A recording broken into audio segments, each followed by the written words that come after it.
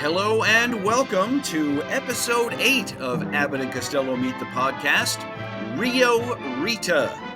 And I would like to take this opportunity, it is my great honor and pleasure to introduce author, musician, playwright, director, actor, a man who, when he hikes through the Swiss Alps, people yell, Nicola! Nick Santamaria. You would compare me to a lozenge. Well, you're very soothing. Yeah, that's true. Actually, someone told me that recently, that they thought I had a very soothing voice. And I had to tell them that, I've done over 250 audiobooks. And when I can't sleep, I could put in one of my audiobooks, turn it down low, and I will put me to sleep faster than any politician or any physics teacher that I've ever had. So, my goodness. So yeah, I've only done 150 titles, so you're ahead of me. Oh, okay. Well, you do have a good speaking voice, and I know you have radio experience, and this is all in spite of the fact that I grew up in Boston. Boston. I played Boston a few times. And when you play a big city, you stay usually for more than a week. When you're with the Broadway tour, and Boston is the one city that I was in long enough to get to know, but never got to know. It just seemed like there were so many different areas and so many different things to see that I never really pinpointed it. I still can't think of it. Faneuil Hall is the closest I come to what I remember, and little cemeteries along the way as you're walking down roads, which I like. Yeah, but anyway, Boston's a good city. I liked it. Good audiences. So anyway, we are discussing a very interesting turn in Abbott and Costello's career, and we're going to be discussing that and how this all came about. But first, I want to talk about Florence Ziegfeld, because this movie is a remake of a film made in 1929.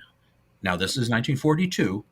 This is a remake of a film made in 1929 based on a Ziegfeld show from 1927. Now, let's start at the beginning.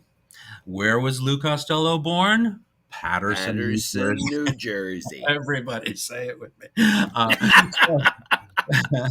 But 11 years earlier, another great vaudeville comedian was born in Paterson, New Jersey, but more in the Irish neighborhood, and that was Bert Wheeler of Wheeler and Woolsey. Now, Bert Wheeler was a vaudevillian with his wife. They were Bert and Betty Wheeler. They were big stars in vaudeville.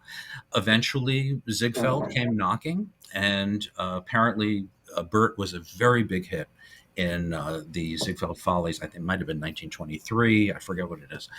And eventually his wife leaves him for a dancer in a dance act, and the rest is obscurity for her. And Bert goes on as a single. Now, Ziegfeld loves Bert and decides to make him the comedy star of his next book show. Now, not a review, not the Ziegfeld Follies. This was a book show, beginning, middle, and end. Songs that move the story along. Everybody thinks that Oklahoma was the first to do that in the 1940s. But no, it was actually Showboat, which was Ziegfeld. So this was called RIO RITA. And it's the story of a bandit, a Mexican bandit called the Kinkajou. And the Kinkajou was a deadly bandit, and it was all about finding out who it was and blah, blah, blah, blah, blah. And Bert Wheeler, plays Chick Bean, who is set to, who marries actually someone, but they find out that it's illegal somehow. And the lawyer is his partner, Robert Woolsey of Wheeler and Woolsey. Now, the interesting thing about this is that the Broadway play was a huge hit, and it ran for a couple of years. But Woolsey only did it for about 9 months, and then he went off to do something else. Oh. Now, I have to go back. I'm sorry. Stay with me, folks, because this is very interesting. Robert Woolsey, born in 1888, I believe, in Oakland, California. Might have been Illinois, but we're not sure.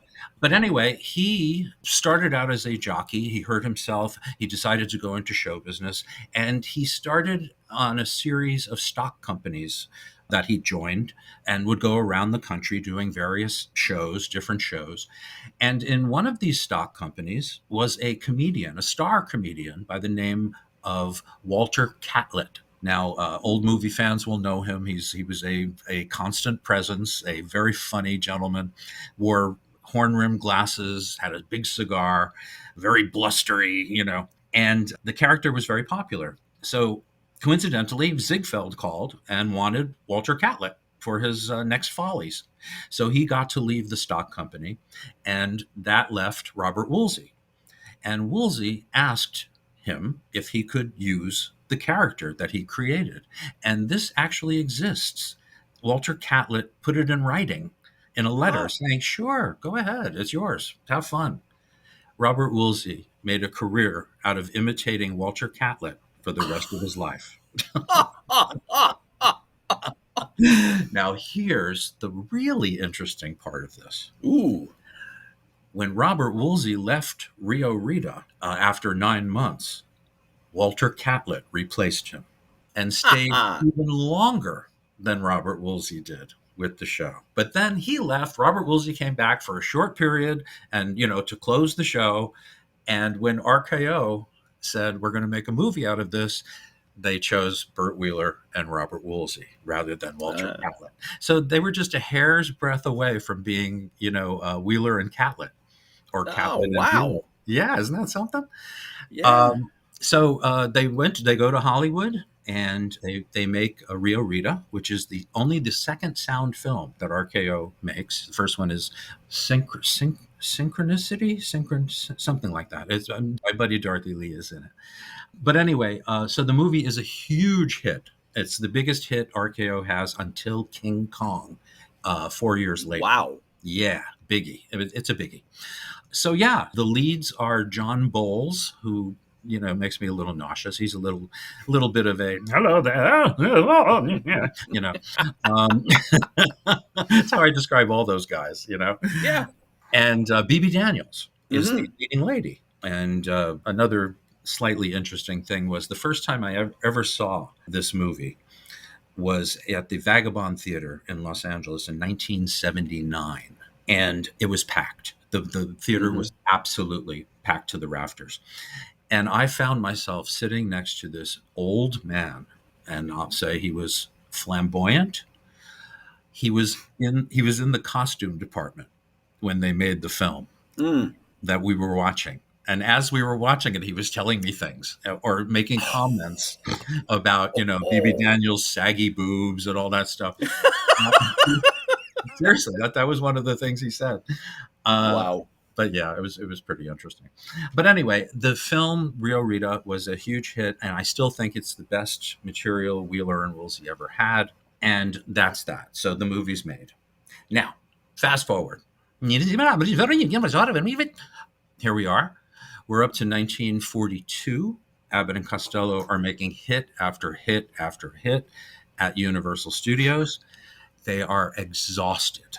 They are on their sixth movie, I think, was Right 'em Cowboy. Yeah. Yep. Imagine. And they started, in 1940. So they were absolutely knackered, as the British say. So back when they first got offers from movie studios, MGM was the first. MGM said, we want you guys to guest star in our film Ziegfeld Girl. But that wasn't enough for them, and that's why they went with Universal. But MGM was angry, and you did not get the lion angry. And all the studios knew this. MGM was the most prestigious studio in the world, not just in the country, in the world. So you did not piss off Louis B. Mayer. And to mollify MGM at this point, Universal said, you could have our boys for one movie a year. And this is the first movie they contracted at MGM, Rio Rita, a remake of the 1929 Wheeler and Woolsey film, Rio Rita. Now, it's been significantly changed to go along with the, modern times. And instead of the kinkajou, we now have a covey of Nazis. Would you say a covey I would call them something much worse than that. But yes, that works. Yeah. A murder of Nazis. Ooh, That's a yes. good one. Yeah, nasty, naughty Nazis. And we With all hate sharp, them. pointy teeth. We hate them. So yeah, the Nazis are our villains, and they're great. They make great villains. They still make great villains. Yes. So I looked into the writers of this film. This is something new. Mhm. This is MGM, known as the comedy killers amongst classic comedy fans. And I'll get into that in a minute. Two names I didn't recognize in the world of Abbott and Costello were Gladys Lehman and Richard Connell. They wrote the movie. They Okay. wrote the screenplay, let's say, and they were so unlikely. Richard Connell was a classic short story writer. He was the editor of the Harvard Lampoon when he was going to Harvard. He wrote one of my favorite short stories, which turned into one of my favorite movies, The Most Dangerous Game. He's writing Rio Rita. Oh my gosh. The guy who wrote Most Dangerous Game wrote for Abbott and Costello. Oh my gosh. Oh my God. And all of a sudden I see Abbott and Costello doing The Most Dangerous Game, and that's not a pleasant picture. No. With Mr. Fields running after them. Yes. Or Mike the cop. Anyway. So anyway, yeah, but I thought that was pretty interesting. Richard Connell. Wow. And Gladys Lehman also. She was one of the founders of the Writers Guild, Screenwriters Guild. She also was one of the founders of the Motion Picture Fund, which is one of the most amazing organizations in Hollywood. Yeah. So these are like really class people. And together they were nominated for an Oscar for another MGM comedy, Two Girls and a Sailor, it was called. Oh. That was with Jimmy Durante and Gloria DeHaven and June Allison and Harry James and whatever. So anyway, so they have credentials, and I'm sure, bear me out on this because I know you watched it recently. I have a feeling that they just wrote the not Abbott and Costello story. You know what I mean? Yeah. Right? Because I would say so, yeah. John Grant gets a special credit here. Special material for Abbott and Costello by John Grant. And thank God he was there. I'm telling you. We talked a lot about the songs in the Abbott and Costello films. And I know I'm a big fan of that period. But there were only two songs I could sit through in this movie. And they're both from the 1929 production. And that's the original Rio Rita. Rio Rita. La, la, la, la. I thought of you, Jerry, because it was "Life is sweeter, Rita, when you're near. Life's completer, Rita." So, yeah, I thought you would get a picture of that. Oh, and the yeah. other one is the Ranger song. We're good pals together. Yep. Dun, dun. That's a lot of fun, and I love that Lou keeps requesting it on the radio. So anyway, we're at MGM, and it must have been quite exciting for Lou Costello, who was there about 15 years earlier, trying to make it and going home with his tail between his legs, now returning as possibly one of the biggest stars in the world. Yeah. Box office stars. It must have been something. Yep. Talk about Hail the Conquering Hero. My goodness. Yeah, really. Yeah. I can tell you the boys had weird feelings about MGM. They didn't think Universal ever treated them fairly. I will say that. They made more money than anybody, and they were constantly asking for color, Technicolor, better casts, But now they were at MGM, and they didn't have the color, but it's decidedly more expensive looking. Yes. Definitely. All three of the movies they made there. Yeah, it's that MGM look. Gloss. I've yet to be able to put my finger on exactly what caused it, what it is, but it is a thing. It's that MGM gloss, I guess, is the best way to say it. Yeah. Yeah, I think so.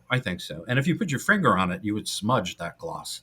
Probably not a good idea. Yeah, no. You'd have to be careful about things like that because you never know. Anyway, we like to pass on these little pieces of advice to our listeners. And that's just one of them.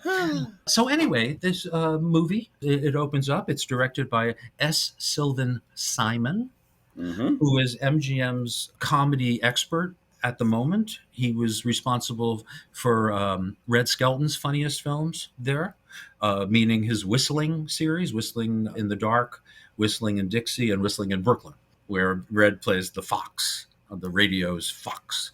But yeah, S. Sylvan Simon was a very, very good director. He also directed the boys in their Abbott and Costello in Hollywood, I believe it was. Was it Hollywood? Mm-hmm. Yeah, it was on Hollywood. I think so, yeah. Yes. And so he's got, credentials. He's responsible for The Fuller Brushman, which is probably my favorite Red Skelton movie.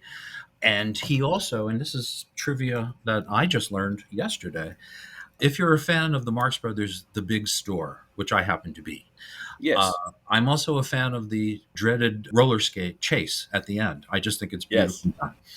S. Sylvan Simon, uncredited, worked on the chase. For The Big Store. So that kind of makes sense. And this movie, RIO Rita, has some of those, what I call the Big Store special effects, meaning people flying around on wires and stuff like that, fast motion, slide whistles, That was a phenomenon of the late 30s into the 40s. So anyway, the opening scene, here's another piece of trivia you may not know. The opening scene takes place in a pet shop. And I love the opening shot. It's the front window. And in the front window is a fake dog, in a street scene. And it's like a setup, what do they call them? Window dressers. What a window dresser would set up. So Bud comes by and he puts a fire hydrant next to the dog and salutes it like you're welcome. And walks away. It's very subtle, in fact, it took me a few viewings to actually get that or see that. But anyway, here's the trivia involved. This scene was shot after the movie was finished. Oh. So here's what happened. They shot an entire opening song with Kathryn Grayson. Okay. Of course. Thank God they made this decision, I'm telling you. But it was a big production number filled with stereotypical Mexican citizens. Or de la señorita, all that stuff. Yep. And they got word from the Latin American governments saying, we're tired of being depicted that way. And we would really appreciate it if, number one, you moved the story from Mexico to Texas, which they did, and you would treat our people a little more fairly, whatever. So the song was already shot and they had to scrap it. Wow. And they went back. John Grant wrote them that beautiful opening scene, one of my favorite opening scenes in any Abbott and Costello movie, and actually saved the day. So it's almost like what happened with A Night at the Opera. That was the same situation, only with Italians. They were tired of, being depicted the way they were depicted. So anyway, that's the first interesting bit of trivia. And so as a result, this Abbott and Costello movie actually opens with Abbott and Costello. Yes. What a genius idea that is. That. And they had to go to MGM. Yeah. Which reminds me, if you are a classic comedy fan, and if you're listening to this, you probably lean that way. MGM is considered the comedy killer. Now, what I mean by that is they came up with the great idea of teaming Buster Keaton with Jimmy Durante. They tried to make a star out of Jack Pearl, Baron Munchausen, and failed miserably. They didn't come up with one classic Red Skelton film in 15 years. Yeah. They were good distributors. I mean, they distributed Hal Roach's product for a good long time. But as far as producing lowbrow comedy, it was not their forte. I mean, let's face it. They opened up the Marx Brothers for women by having Harpo get beat up by villains. This was MGM, they humanized these people. They made them formulaic. And I would say that their worst offense, Jerry, and so tell me if you agree, Our Gang, The Little Rascals. Oh, yes. What they did to those kids and those movies, it's horrifying. We'll never be bad boys again. Dun, dun, dun, dun, dun. Oh my God. Oh, yes. Yeah, it's difficult to watch. So, Bud and Lou are there in the place where comedy is killed, where it goes to die. And I have to say that this movie is so interesting to me because, number one, Bud looks great. Bud is in that Mm-hmm. pinstripe suit with a great hairpiece, and he just looks slick. He looks great. Yep. And he's on board 100%. That's for sure. He even gets a girl in this one. Yes. We never really know who she is, but he makes out with her in the back of the taxi cab. You know, that's a plus for Bud. Yeah. Yeah, and Lou, and I don't know if you can credit this to the director. I'm thinking yes, because this is a director they haven't encountered. They've used Arthur Lubin for their last like 5 films. So S. Sylvan Simon might have told Lou, you might want to make it a little more natural, rather than yelling everything or screaming or whatever, because Mm-hmm. Lou, his delivery vacillates between that high pitched, Lou's frustrated, and this very subtle way of telling a joke. Mm-hmm. And it really helps. And it helps with the timing between the two of Yes. them. And it's really fascinating to me. There's a scene in the movie where they have to get into an empty office. They're starving. They haven't eaten in days. And they have to get into this office. They see a box of apples. They do this dialogue outside the window. And we're going to play it for you now, but see if you can see the difference in Lou's delivery and timing. You'll see. You'll see. It's very obvious where it comes in. Hey, Doctor, what? I'm awful hungry. I ain't eaten in 2 days. Wait a minute. Here's a window. What's that got to do with it? Well, look in there and see if there's any food. Take it easy. Oh! Look! What? Apples. Big ones! Look at the size of them. Woo! They must be hothouse apples. What's a hothouse? That's a greenhouse. What's a greenhouse? Well, a greenhouse is a building painted white. How could it be a greenhouse if it's painted white? Well, a greenhouse could be painted red and still be a greenhouse. What's the matter? You colorblind? All right, well, look, go ahead and get the apples. Come on. Okay, give me a boost. Go ahead. Go ahead. No, come on. Wait a minute. What's the matter? Suppose somebody comes in. What are you worrying about? You don't want them to catch me, do you? No. All right, go ahead, get him. But they'll catch me. Well, you're little, you're small, you don't mind that. I'm sorry. I have a tick of those things. Go ahead, get him. Come on now. Go ahead, way up. Way up. Hey, make it. Get out here. What's the matter? What's the matter? What did you push me so fast for? Well, you were just in there. When did you get the apples? Where did I get inside? Didn't give me a boost. You were in there. Who was in there? You. I was... Oh, good. Same room. Come on, get in. What's the matter with you? Get up. Go ahead. Go ahead. There you are. Come on, hurry up. Get the apples. Hurry up. Yeah. Quick. Come on. Get the whole box. Come on. Get the whole box. Hurry up. That's the Okay, box. so you see that's different for Lou. And there's another scene coming up where we'll get to that. But interestingly, from the pet store, which is run by Joe Kirk, who played Mr. Botchagaloop in the Abbott and Costello TV show, Yep. and who was also, he had just married Lou's sister, Marie, and he appears in every Abbott and Costello movie up until the time he divorced Lou's sister, Marie. That was about 10 years later or so. But boy, he got a nice career out of marrying Lou's sister, Marie. So, they do some great stuff here. In fact, we've got to play some of these jokes. This is one of my favorite scenes. Hey, Doc. What? Why did we ever take this job in the first place? Because we're stranded in this town. Because we're stranded here. It's nice enough of this fellow to give us a job here. Yeah. He promised us eating money for the night. And if we stay here long enough, maybe we'll have enough money to go back to New York. Who wants to go to New York? I want to go to Brooklyn. All right, you go to Brooklyn. I'll go to New York. Okay. What are you eating those dog biscuits for? Well, they're good. I like them. Never mind, leave them alone. Okay, so you go to New York, I'll go to Brooklyn. All right. Answer the phone. It didn't ring? Why wait till the last minute? Put those down. Hello? Yes? Yes, Mrs. Pike. Yes, we bathe, feed, and exercise dogs. Yeah, surely. What kind of a dog have you got, Mrs. Pike? A Pekingese? All right, goodbye. Hey, Wishy, go over and get a peek at Mrs. Pike's. Get a peek at Mrs. Pike's? Yeah. Why can't I take a good look? Go over and get Pike's peek. Get Pike's peek? What am I, a mountain climber? Go over to Mrs. Pike's house. You'll see her peek around the yard. I'll see her peek around the yard. What do you want to do, play hide and seek with the girl? Listen. Look, after all, the boss told me to get busy with that white dog. He wants me to watch What it. white dog? The white one. What do you call it? The... Spitz? No, but he drools a little.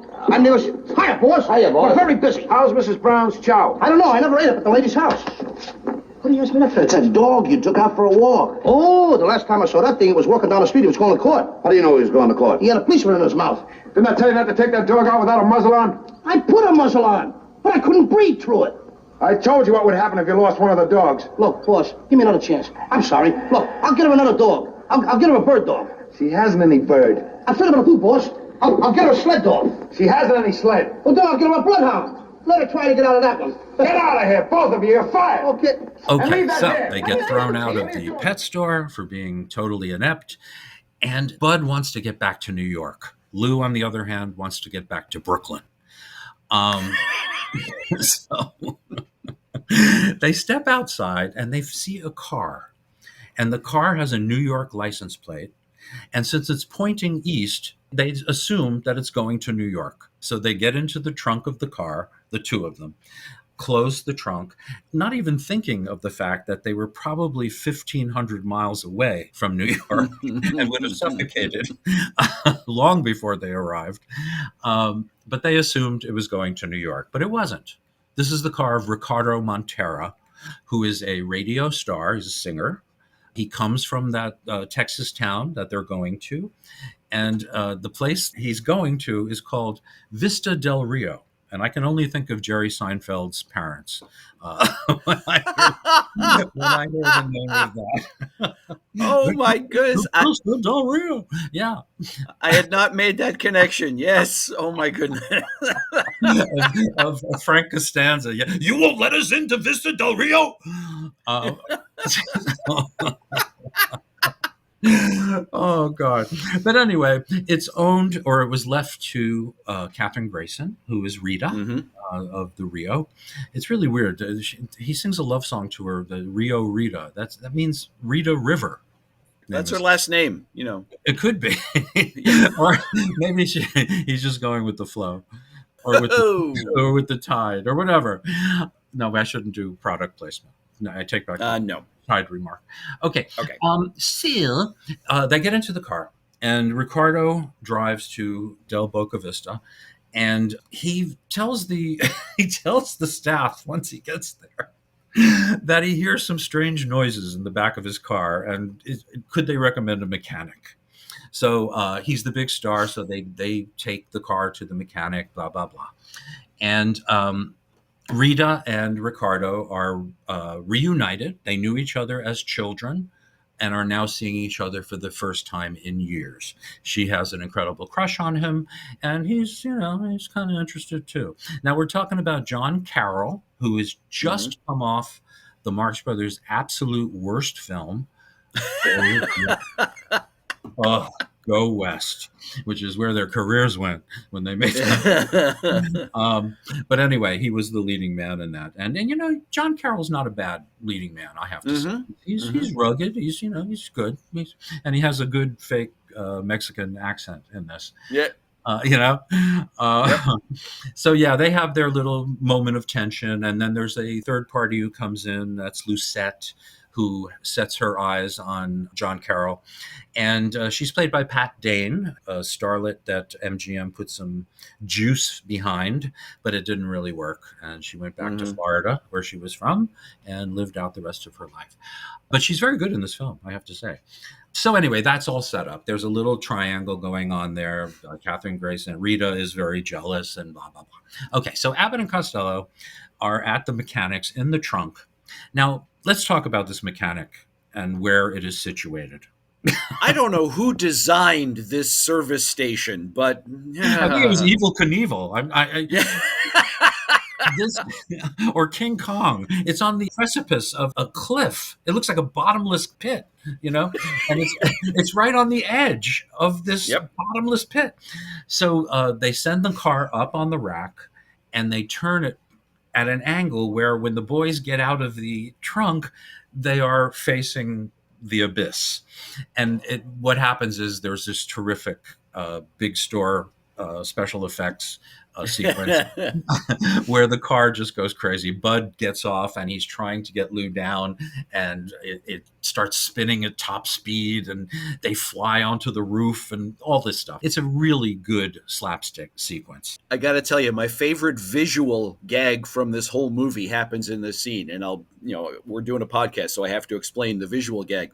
Mhm. Lou's still up there and Bud's down with the controls trying to stop it, and it's spinning and spinning. Mhm. And so you see Lou, and his hat flies off his head, off to the right. And then seconds later, it flies back in from the left and hits him in the face. That's my favorite moment too. I have two actually. Two where I laugh out loud. That's one. And the other one is when he's losing his pants. Yes, he's hanging from the holding onto the fender. And the worst thing that could possibly happen. He starts losing his pants. The other thing I liked is when Bud's on the roof. Bud ends up on the roof of the gas station and is asking Lou to help him down. And the first thing Lou does is take off his little hat and say, "Here, jump in the hat. Jump in the hat." but the method he uses, he throws like a hose up there or something, and he says, "Here, the gas pump. Hold on to that." Right, and Bud holds on to it, and Lou just pulls him off. And he falls flat on his face. Well, that begins. See what MGM is causing, this laughter. Yes. But anyway, they are chased by two of the Nazis. Now, I should explain this. The manager of Del Boca Vista is Tom Conway, and he is George Sanders' younger brother. Mhm. And he's had a very busy few years, including this movie. But he had taken over as the Falcon in the Falcon series at RKO. Oh. Took over for his brother. In fact, there's a movie, The Falcon's Brother, where George Sanders is actually killed and Tom Conway takes over. Missed that one. Okay. Oh, it's good. It's really good. So anyway, he was doing that. He was doing films for Val Lewton, the great horror producer at RKO. And he was doing outside work as well at MGM. He was under contract at RKO. And by the way, the Abbott and Costello deal here at Universal, they got a big percentage.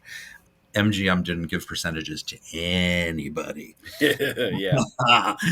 But what they got was, usually when stars were loaned to a studio, the studio would keep most of the salary that the stars were getting, and the stars would only get what they would usually get at their studio.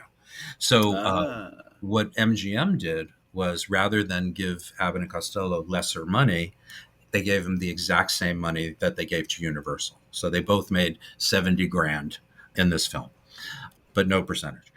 Okay, so this starts a great chase. I mean, this is so much fun with the boys. This is one of those scenes where they're sitting by the bench and they're talking about starving. And Bud tells him, if you're heavy, you starve much faster than a thin person does, or whatever.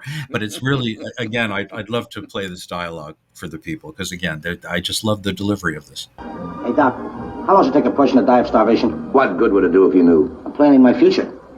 Well, offhand, I'd say that it all depends on what you are. I'm a boy. Well, that makes no difference whether you're a boy or a girl. I know, but well, it does to me. No, what I mean is that a fat person starves faster than a thin person. I'm hungry, too. I know that. Well, I'm a thin person, and I haven't had food for 2 days, and I still have the face of a 10-year-old boy. If I was you, I'd give it back to him, because you're getting it all wrinkled. Now, wait a minute. We're talking about you. Let's put it this way. Suppose you were dying of starvation. You got a certain look in your eyes. Slow. Come here. You're slow dying of starvation. Hey, Doc, how... I likened Lou, my favorite Nazi. It sounds like a Bob Hope movie. My favorite Nazi. Played by Dorothy Lamour, With Sig Ruman. Yeah. Sig Ruman. Yes. Has made this reputation. Peter Whitney plays Jake, and he's the big, dumb Nazi. And he's the one that goes up against Lou more often than not. And Lou is constantly running into his chest because that's where he comes up to. Yes. like he's a wall, But it reminds me of Bugs Bunny and whoever he's, torturing at the moment. Yeah. And it's the same thing. It's running, and then, Lou is sitting down watching the guys run around in a circle, and then he stops and says, no, the big guy was first, and then, wait a minute, who's chasing who? But the best gag to me is the table full of Margaret Dumonts. Yes. Lou is being chased, and there is a big banquet going on. There's food everywhere, but there is this long table with about 20 older women, all Margaret Dumont, like, you know what I'm saying? Oh, duh. And Lou crawls under the table and goes the length of the table underneath. You don't see him. You just hear the ladies go, ooh, ooh, ooh, ooh, ooh, until he gets to the end. And then he comes back, and they not only go, ooh, ooh, but they jump up, at each turn. And it's a great gag. It's a great gag. And I know it's an old one. It's probably, Max Sennett, but it doesn't matter. It works really, really well. So Kathryn Grayson, Rita, shows her good side, and that we should be rooting for her. When she overhears Bud and Lou talking about being hungry, she tells the waiters to set up a table for them. Not with the real people, but outside, away from the respectable people. Separate but equal, yes. Separate but equal, yes. So they're so excited to be eating, and Lou spends this entire scene with his mouth full. It's a little disgusting, but still, it's Lou. So here is where they do, I think, the oldest joke. And now Bud and Lou were known for using material that was 10 times older than they were. Yeah. But this may be the oldest joke they ever did. And I know it's an old minstrel joke. And they're looking at the roasted chicken and they're salivating. Doc, look, food. I can't bear it. Ham, lamb, lobster, cake. Cut it out, you're killing me. Pie. Don't live. Hey, and a great big chicken. Wolf, I only had that chicken. Me too. Hey, if you had the chicken, could I have the 2 legs? No, I want the 2 legs. Could I have the 2 wings? I want the wings. Oh, could I have the breast and the neck? I want the legs, I want the wings, I want the breast, I want the neck. All right, go ahead. I'll sit on a fence and catch mine as it goes by. Oh, come on. I'll catch mine as he goes by. I mean, how desperate did they have to be to do that joke, to go back, to Lincoln, to John Wilkes Booth, He probably enjoyed it with his fellow assassin. But yeah, I mean, it's interesting. I just find it very interesting. Even when I was a kid, or when I first saw this film, I wasn't a kid, I was in my teens. That joke stood out like a sore thumb. I knew immediately where it came from. So then they do one of their famous bits, a bit they don't do again until Noose Hangs High, about 5 years later, or 6 years later. It's "You're Not Here." I'll bet you're not here. Now, you know the premise to this thing. I'll bet you're not here. How much you want to bet? All right, we bet the chickens. No, but chicken? We'll bet the chickens. Don't touch them. Bet my chicken against your chicken. My chicken against your chicken? I'm here. You're not here. I'm here. All right, you're not in Philadelphia. No. You're not in Baltimore. And you're not in Washington. I got an aunt lives here. Never mind that. Well, if you're not in Philadelphia, Baltimore, or Washington, you must be someplace else. That's right. And if you're someplace else, you can't be here, can you? No. All right. Wait a minute. What are you taking my chicken for? Who took your chicken? You just took my chicken. I took your chicken? Yes. Get out of here. Now, wait a minute. Get out. I didn't take your chicken. Fair. Didn't you say I was in Baltimore? Yes. I was in Washington? Yes. I was in Philadelphia? That's what I told you. Well, if I'm not in Baltimore, Philadelphia, or Washington, I must be someplace else. You must be someplace else. Oh, if I'm someplace else, I can't be here. That's what I said. Oh, if I'm not here, how can I have your chickens? Come on, give me my chicken. No, you lost them, Ferry. Give me my chicken. So that's one of their standbys. That's one of their. They do it with Mike Mazurki in Noose Hangs High. It really is. It's really sweet. It's really well done. I love Mike Mazurki. Oh, how can you not love Mike I know. Mazurki? I'm looking for Velma. I love him in the Bowery Boys' first film, Live Wires, and he spoofs his role in Murder My Sweet. Oh. And he's hilarious. He's just hilarious. Yeah, he's great. He's great. Okay, so the first song is written by, here's some more trivia. The song Long Before You Came Along, I think it's called. Yeah, Long Before You Came Along. It was written by E.Y. Yip Harburg and Harold Arlen, who just a couple of years earlier wrote the Wizard of Oz score, and Lydia the Tattooed Lady, among many other things. So they wrote that one song. They were hoping that was going to be the hit, and it wasn't. It was it was more like the miss. So yeah, so the song didn't quite make it, and I don't know about you, Jerry, but I could take Jeanette MacDonald. I Yeah, could listen to her depending on yeah, the song. I have a little trouble with Katherine Grayson. She's a little too piercing for me. yes. Maybe that's it. I don't know. Well, to me, the thing that gets me about Katherine Grayson is I really enjoy her acting, Mm-hmm. and the singing just seems a little out of step A with little what bit. I've just watched. And now Yes, she's singing. Her style just they they don't don't click mesh. together. It seems like a No. really modern woman, and then all of a Yeah. sudden, um, Yeah. but yeah. I also have a thing. I met her once at an autograph show. Oh. And I was so excited to meet her because my mom, when she was a kid, not a kid, but when she was a Yeah. woman, Yeah. a young woman, she kind of resembled Katherine Grayson, complete with Oh. the turned up nose, the whole bit. Yeah. Yeah. And I maybe stupidly, maybe foolishly said, "Hi, it's such a pleasure to meet you. My mom was always compared to you looks wise when she was younger," and da da da da da. And she just barely looked at me and went, "Really?" Oh. If she had like a water balloon, she would have thrown it at me. Uh, but yeah, she wasn't very pleased. Um, but I got to meet someone in the Abbott and Costello movie we're talking about. Yeah. All right, so she sings the cockamamie song. We figure out that Ricardo and she have a thing, and the Nazis. Here's their plan. I mentioned the apples earlier. Yes. They ordered a bunch of these apples, fake apples. But what they are is if you pull the stem up, they're radio receivers, right? They play radio Mm-hmm. and they receive. Mm-hmm. So what they were going to do was give it to all the agents within the area so everyone could be on the same page. Unfortunately, Bud and Lou sneak into the office. They steal all the apples and they do the routine 20 and 22. As they split up 40 apples, Bud says, "Okay, you've got 20 and I've got 22." And Bud's like, "No, wait a minute. Why do you have 22 and I only have, no, don't you understand?" And then he reverses it and he says, "Okay, so how many do you have?" And he goes, "Well, you have 20 and I have 22." And he ends up giving the extra one to Abbott. And Abbott accepts it, of course, Of course. But then when they bite into them, they realize that they are phony and they start throwing them, behind them. They just start haphazardly throwing them. And it just so happens that a string of donkeys eat the apples.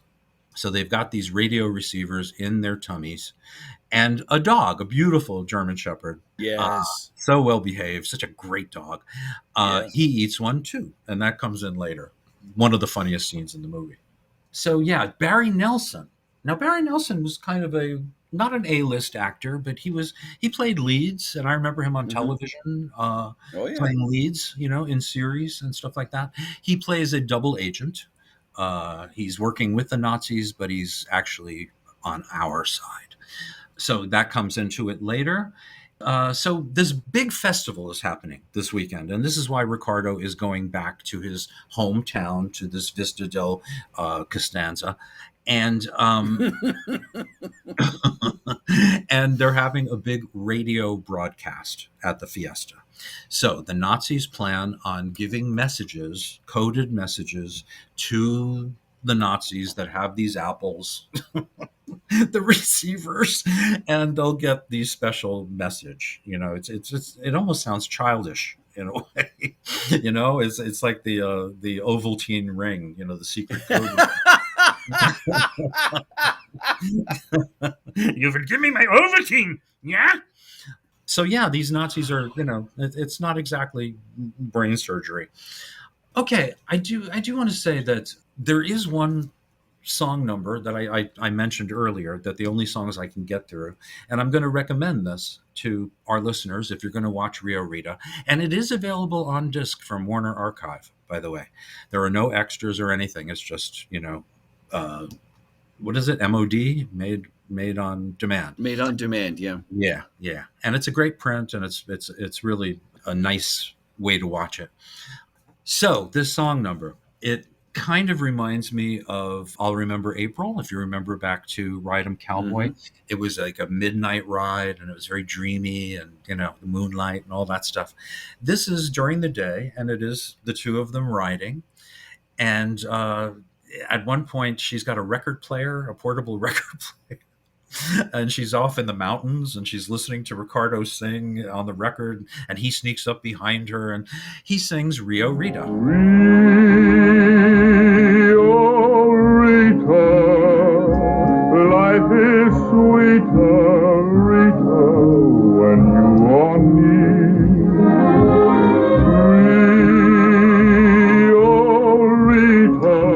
Rio Rita, la, la, la, la. And that's very pretty. And then the Rangers show up. And that's it's MGM. So there's like 3,000 Rangers on horseback. and of course, they all sing beautifully and harmonize. And they do the Ranger song.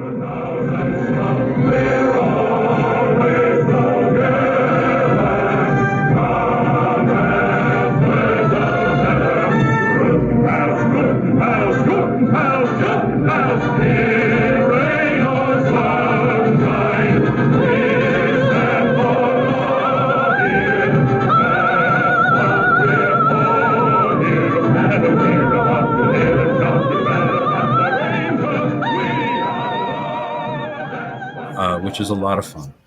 It's very rousing, and the way the number is filmed, I have to say, I really enjoy it. It's the only musical number in this movie that I enjoy. And when they're riding and singing at the same time, there's a medium shot of John Carroll who is actually doing his own riding. And I mean, it's real riding. It's galloping with these guys.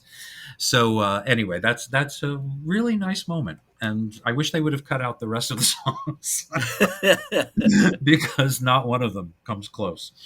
Not even the one by Harburg and Arlen. Okay, so also amongst the Nazis is an actor by the name of Arthur Space. Now, Arthur Space, if you are a fan of Laurel and Hardy, he played the eccentric scientist or inventor in The Big Noise, which is a film that has come under scrutiny because we grew up reading William K. Everson's book about Laurel and Hardy. Oh, yes. And he just said it was one of the worst movies ever made and blah, blah, blah. And we grew up believing that. And of course, lately you watch it, it's not a bad movie at all. It's not. It's actually a lot of fun. So it's nice that came about. And speaking of that film, if I'm remembering it correctly, also includes a brief appearance by Margaret Dumont. That would be Dancing Masters. Was it? Mm-hmm. She played, what's her name? Sheila Ryan's mother in that. We'll cut this out. It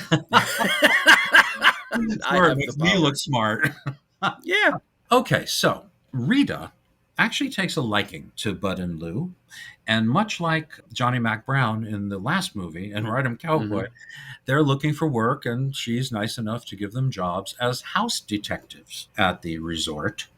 And then they see what the situation is. Now, this is where Abbott and Costello transcend maybe the comedy relief stuff that they'd been experiencing, of late, because they get involved now with Rita, and they want to help Rita get together with Ricardo and get Lucette out of the picture. And Lucette, it's revealed later, is also a double agent. Everybody thinks she's working with the Nazis, but she is not. But anyway, at this point, we don't know that. And Bud tells Lou he has to make love to Lucette. He has to take Lucette away from 6'2", handsome, mustachioed John Carroll. This 5'5", 239 pound. Yeah, little Lou Costello. So he has to do that. He has to make love to her. He says to him, take her out dancing.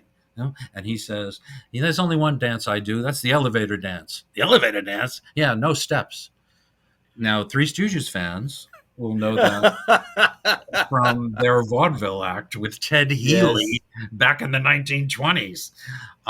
So that joke was trotted out for the boys.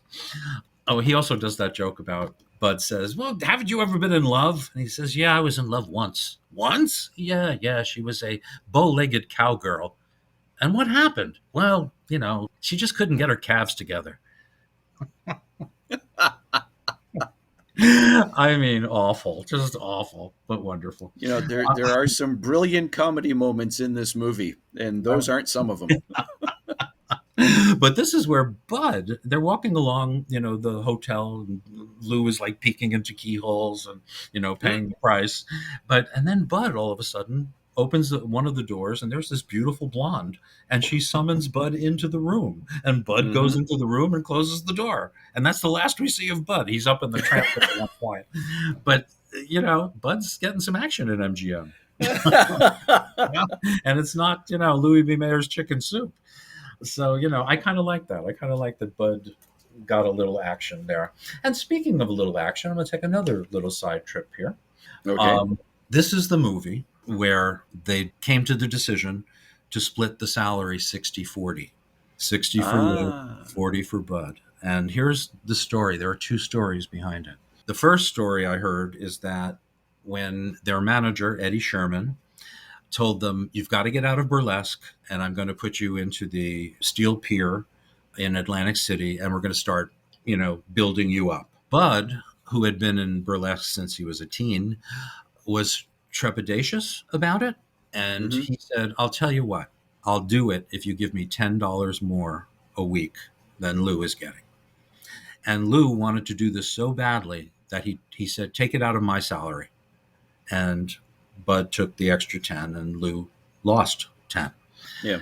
Now, the other thing, and the one that's more believable in my estimation, was that in burlesque, straight men got 60% of the salary, just as a rule, because straight men were more dear. They were less in abundance.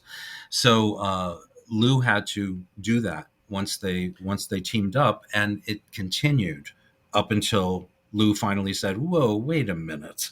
Yeah. Did that also have something to do with the fact that many times the straight man was also like the manager of the act, the booker, made the travel arrangements, that sort of thing? I never heard that before. Although that would have worked with Bud and Lou because that was Bud's business, before he became a performer.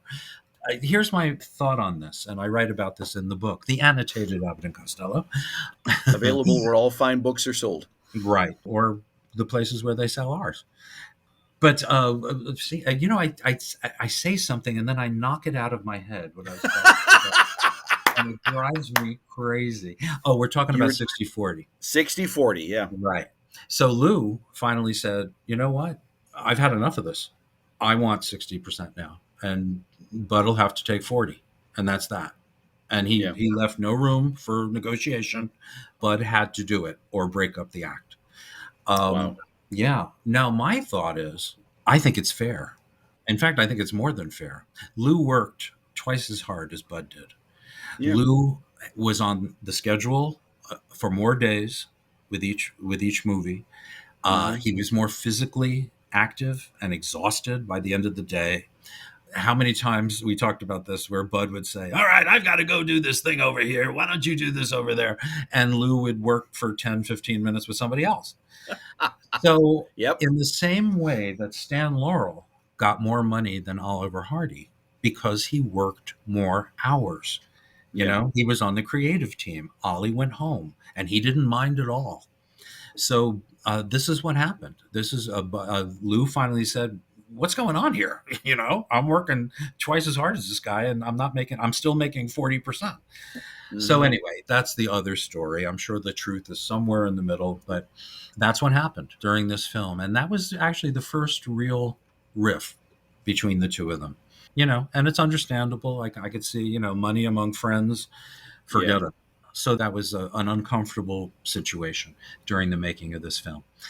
Okay, so there are now house detectives. They are detectives in a house where Nazis are trying to get messages to their cohorts so they can sabotage our, forts and our movie theaters showing this movie and Universal films.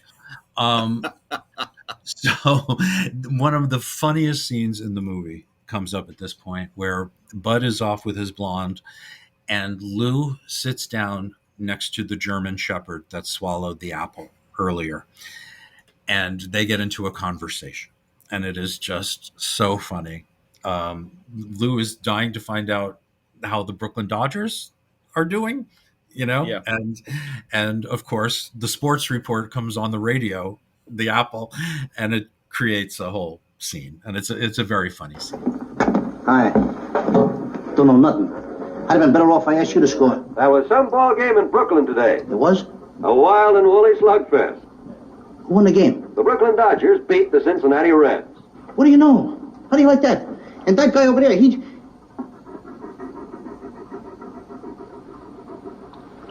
Oh, yeah?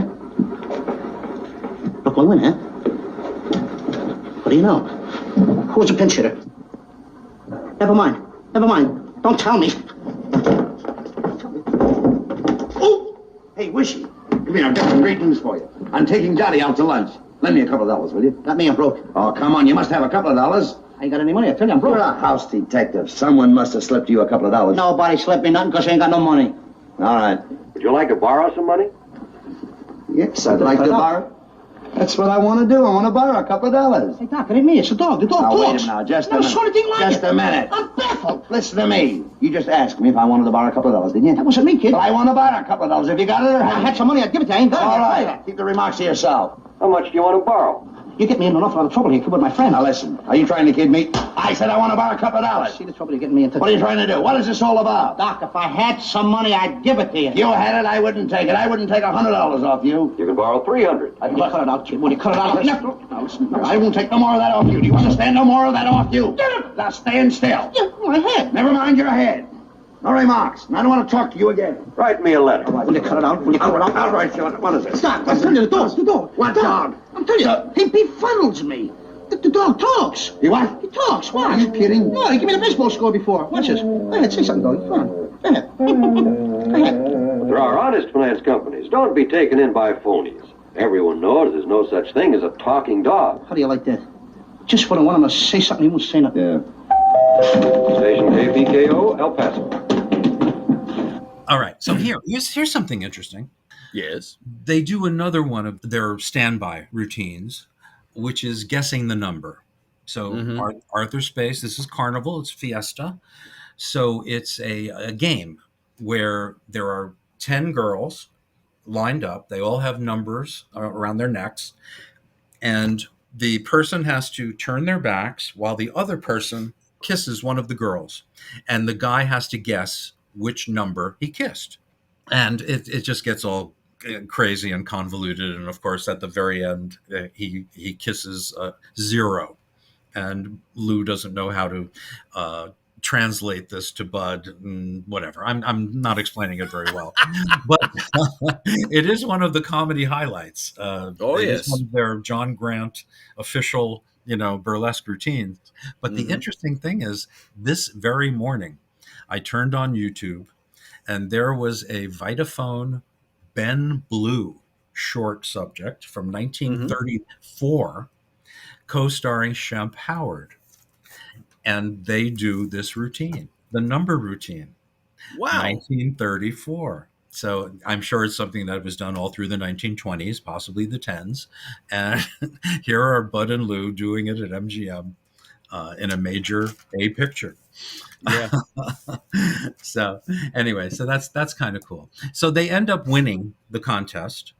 And part of their winnings is this bottle of booze. It's this very, very strong bottle of booze. Now, this is the one scene that they took from the original Rio Rita, and it was the best scene that Wheeler and Woolsey did. And what happens is this booze that they win, Lou takes a little drink of it. Well, one of my favorite Bud Abbott moments, go ahead and drink it. It could be poison. Go ahead. What are you worried about? It's like he's not human, Yeah. So Lou takes a drink, and not only does his hat fly off his head, he sees an owl that isn't there, but then he sees a woman, and the woman starts taking off her clothes. And Bud says, "What are you looking at?" And she goes, "Oh, I'm afraid to tell you. She's taken off her clothes." And Bud said, "Give me a drink of that." Okay, so that's the punchline, and it's the same punchline as Wheeler and Woolsey had in 1929. This scene also contained my other favorite visual in the film. Of course, Lou uncorks the bottle and, steam is shooting all over the place. Yeah. He tries to pour some into a glass that's on the desk, and the glass melts. Right in front of our eyes. Yes, it was beautifully done. And you got to say that had to be made of ice, Yes. the glass, and then they poured boiling water on it. It's brilliant. It really is brilliant. Yeah. It just looks gorgeous. So they do that, and that scene is one of two highlights that are featured in Robert Youngson's MGM's Big Parade of Comedy. They have two sequences from this film. I know, MGM of all people. I'm sorry, but MGM's Big Parade of Comedy sounds like it'd be a two-reeler. There's not all that much material. If it's a parade, a two-wheeler. It's just, hey, there you go. There you go. I figured I'd float that along. So, this is bad today. Today? That reminds me. I received a clip from the Goodson-Todman people.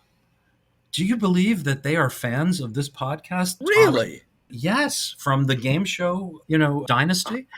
They are big fans of this podcast, and they have a clip from one of their TV shows that features Bud Abbott, and this is after Lou passed away, and Bud was the mystery guest. And I think I could let me just put this on here, and we'll go with this. Here we go. Now, if the panel has their blindfolds on, we'll start with Bennett Cerf. Well, John, the applause that I heard was quite copious, and I'm thinking, are you in show business? Of course I'm in show business. What are you, some kind of a nut? Talk sense. What are you? That cockamamie Random House. It's terrible. It's dead. It should be Random Hearse. It's terrible. All right. Dorothy Kilgallen. Tell me, have we had lunch together at 21? I don't know what age we were. Who knows? Why don't you go interview Jack Ruby and leave me alone? Get out of it. What are you, crazy? Go at it. And while you're there, buy yourself a chin. Arlene Francis. Are you Bud Abbott? And that's all there is. That's it. I don't think he was ever invited back. I would hope not. Yeah, but that last clap knocked Arlene Francis's heart pendant, her necklace, right off her. It went flying and hit Dorothy Kilgallen where her chin should be. In fact, Bud kept framed on his wall for years a congratulatory telegram from Frank Sinatra for making fun of Dorothy Kilgallen. He was very proud of that. It was right next to his record of Who's on First. So anyway, I'd like to thank the Goodson-Todman people. You go ahead and thank them. Yes, you go right ahead. Okay. The hilarity continues. So let's get to the big washing machine scene. Yes. Now this is the other scene that Robert Youngson chose to lighten our lives with, and it actually is a funny scene. It's a good one. Lou, they're being chased, of course, and Lou hides in a laundry bin, and Norman Abbott, Bud's nephew, shows up. He's the laundry guy. And he ends up dumping the laundry down the chute, of course, and into this enormous washing machine type thing. Now, I wrote down the name of it because it's MGM. It wouldn't be a typical washing machine name. MGM just can't have a normal washing machine. It's got to be the Colossus Automated Washer. And of course. It is that. It does describe it. It's enormous. A family could live in it. And and they'd be very wash their clothes at the same time. And of course, Bud uses the old trope. What are you doing? It's not Saturday night. you know? Yeah, Like, yeah. these comedians only took baths on Saturday night. Yeah. That's one of those jokes like post office, that's a kid's game, not the way I play it. The joke just keeps coming back and coming back like Oh, yeah. a bad meal. So this Lou ends up in this enormous washing machine. Bud, of course, tries to help him out and steps on the wrong button, and it starts spinning as fast as the car did earlier on the precipice. And Lou, once Bud hits the brake, Lou goes flying out. He's on wires, of course, and it's not him. It's his brother, Pat Of course. Costello. Yeah, who claimed he was almost suffocated shooting this scene. When the wet sheet falls on his head and whatever, it's a messy scene. But anyway, Lou goes flying out of the thing, and he lands with his head through the wall. And Bud comes over and pulls his head out of the wall, and he's not concerned about Lou at all. He's, look what you did to the man's wall. Which is why we love Bud so much. Yeah. So anyway, the chase continues. Bud and Lou are captured. They are tied up by the Nazis. Jake, my favorite of the Nazis. Peter Whitney, by the way. I don't know if you're a fan of a movie called Murder, He Says, with Fred McMurray and Marjorie Main. Peter Whitney plays the twins. Mert and Bert, I think their names are. And he's hilarious. And he's just as good in this movie. He's terrific. He's a great foil. Yeah. So anyway, he leaves Abbott and Costello in a room with a bomb, a time bomb. And it's set to go off at 11:25. Somehow they get out. I think John Carroll comes and saves them, blah, blah, blah. The chase continues. This is funny. Lou slips the bomb into Jake's back pocket without him knowing it, right? And Jake doesn't know it's there, so he keeps showing up. And Lou's like, no, get away from us. It's just a whole thing about staying away from Jake because he's got the bomb. So the Nazis realize that everything's going wrong. They get in a car and they drive away, and Jake is running after them because they leave him behind. And Lou yells, wait for Jake! And he jumps onto the running board. They turn the corner, and you hear an explosion. So everybody's dead. Yep. And Lou looks right at the camera, looks at his watch, and says, 11:25. Good night, folks. And that's the end. There are limbs around that corner, you know. Just what better way to end a comedy than blowing up a car full of people? You know, it's just at least they were Nazis. You know, true. No great. That's lie. true. But do you know that wasn't the original ending? I'm not surprised. Just trivia out the wazoo. This episode, actually, it's a very convoluted joke that I'm glad they didn't use because it's just so. I don't know. It's too strenuous. Lou he's talking on the microphone, and you see the Nazis listening, you know, for their message. Yeah. And Lou says, "Here's your secret message. It has to do with your inkwell." And the Nazis look down at the inkwell on their desks, and they pick it up. He said, "Okay, now take the inkwell, and now take a piece of ice and put it in the inkwell." And he put it in the inkwell, and he says, "Now tell me what you see." And they all kind of say, "Iced ink." And Lou says, "You're telling me." And that's the end. It's a little convoluted, I would say. Yeah, blowing them up was definitely a better ending. Yeah. Well, yeah, you know, the Nazis. Yeah. But yes, that moment, just when Lou yells out, "Wait for Jake!" That I was on the floor. That was great. It was funny. It really was.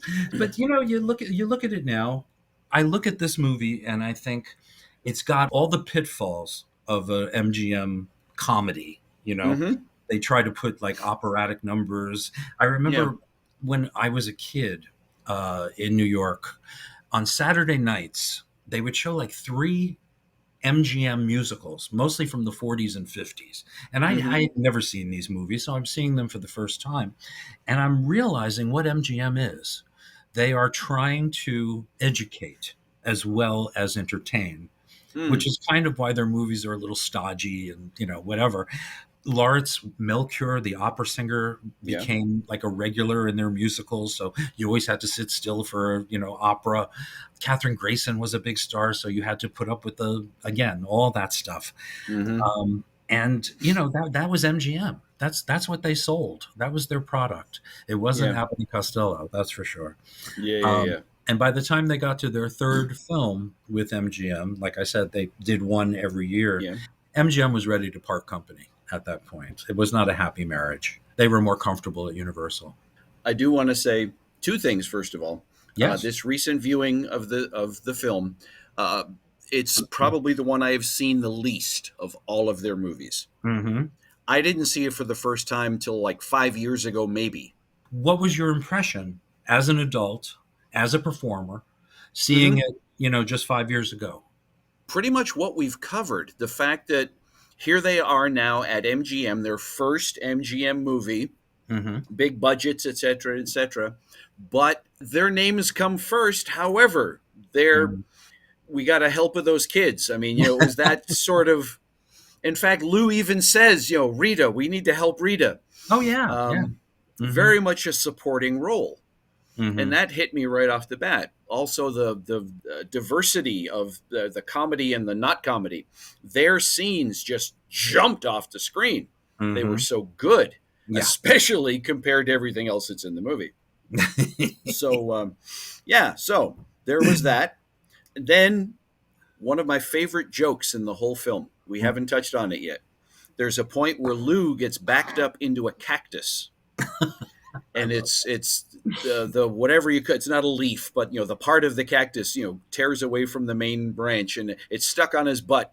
And he finally takes it off. And of course, Abbott says, "What are you doing with that thing? Put it back where you found it." What? Put it back where you found it. Okay, and he sticks it back on his butt. I love that too. I think it's so funny. Oh my god! And then there's some dated jokes in this one, more so than the Universal films. There's one where they're trying to bribe Lou with something, and he'd say, "I wouldn't even take a good tire," or something like that. Because rubber was so dear. And then there was another reference to sugar, a lump of sugar, which was another little pouch. Thing. Hold on to this; it's very important. What is it? 2 cubes of sugar. 2 cubes of sugar. That's it. So you had your wartime stuff that wasn't quite developed yet at Universal. You had your pre-war stuff, but this was the first really where they referenced actually being in the war. Isn't that interesting? Because they made those 6 movies for Universal, and it was all about preparation at that point. Yeah. And in this one, we are full out against the Nazis, So, and let's talk about Tom Conway a little bit. I thought he was terrific in this movie. Yes. He's got a great dry delivery. He's sinister. He's just he's just sinister. He's got that great George Sanders type voice, I was just going to say it kind of ran in the family. You could tell. Yeah, definitely. Oh no, it's seeped in the family. It oozed in the film. And George Sanders is in my top 10 favorite actors. So Tom wasn't quite there, but George Sanders. My gosh, I followed his career in reverse because my first exposures to him were Mr. Freeze on Batman. Yep. And Shere Khan in the Disney Jungle Book. Shere Khan. And it's like, I love this guy. What else has he done? Let's go backwards from here. Even as a child, I was so taken by this guy and what he could do and that voice. Oh my God. Whether he was playing a villain or a cat or whatever he was, he's just one of my all-time favorites. There was something else. Oh, and to Tom Conway, neither one of them ended up well. George Sanders ended up famously committing suicide. Yeah. But Tom ended up a hopeless alcoholic living in a Skid Row motel, horrible, just horrible. Wow. Alcohol. It's the worst. It's the absolute worst. I don't drink. I don't like to drink. Are you listening to me, folks? Don't drink. Drinking sucks. Don't drink. Okay. Look what it did to Bud. Bud drank. And then he got fatter than Lou. I'm fatter than Lou. So anyway, I will tell people that I did a one-act play over Zoom where I played both Bud and Lou, and that if you could have seen that, it would have been probably even more entertaining than hearing it, because just the facial expressions change, every time. You can't course. do it without doing that. You have to be No. stern looking for Bud and innocent looking for Lou. So Well, voice acting is just as all inclusive. I mean, you can't get a good sound unless your whole body is in it. You watch Absolutely. some of these, like, voiceover artists, or you and I both have done audiobooks as well. It's a physical workout in addition to a vocal workout. Absolutely. I would sweat after doing a book, Yeah. after working 8 hours reading chapters, and I wouldn't read the books ahead of time. I took it all as new. Oh, you're a braver man than I am. Here we are talking about ourselves. I'm sorry, but when I was a kid, I used to read out loud into the tape recorder just to hear if I could do it without making mistakes and all that stuff. Yeah. And then my friends and I eventually, not only did we make movies, like 8mm and Super 8mm, but we made tapes. We made comedy tapes, and I usually played about 80 characters in these things, and it trained me for later in life. Oh, wow. Yeah. Oh, wow. You and I were destined to get together at some point. You just told my life story.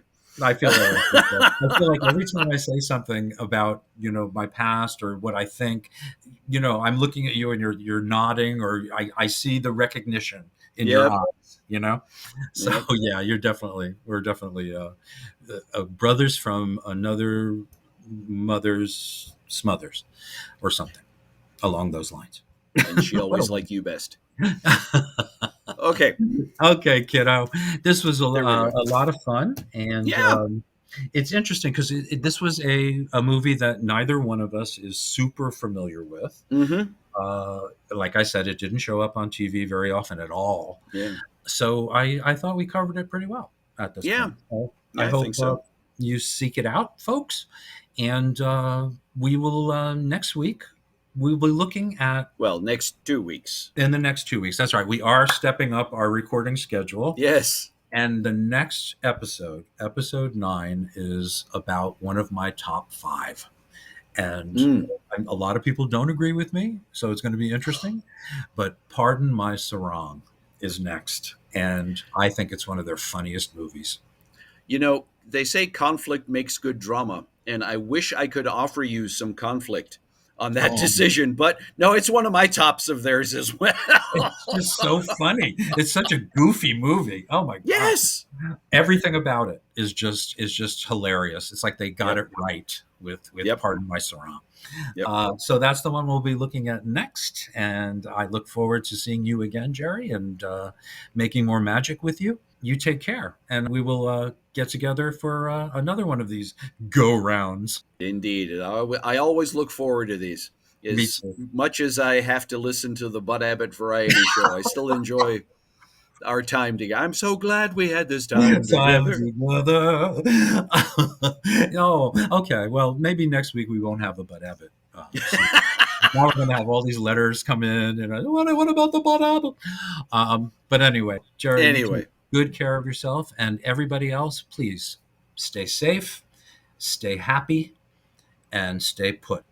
I don't know why that last one. I think it just came out. I sound like my mother at my birthday. It just came out. That's what I'm going to end on. Bye, everybody. Oh,